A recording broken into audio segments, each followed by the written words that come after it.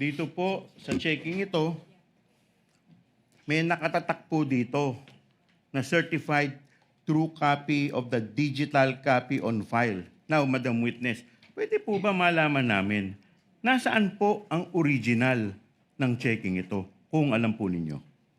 Ang original copy po ng mga check-in nito ay na-shred na po siya. Okay. Bakit po siya sinred, kung alam po ninyo?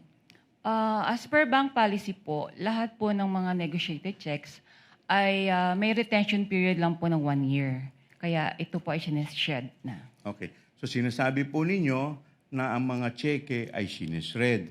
Now, Madam Witness, pag sinabi ninyong shred, ano po ang ibig sabihin ninyo ng salitang o katagang shred? Ang meaning po ng shred, ito po ay dumadaan po siya sa machine shredder. So, napipira-piraso na po siya ng maliliit.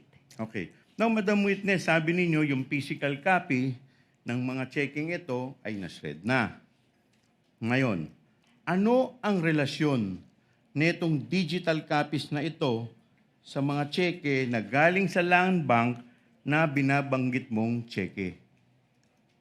Ano po ang relasyon? Yes, Ito ano po po? yung mga cheque po na na-encash po nga ni Miss Gina Acosta. Okay.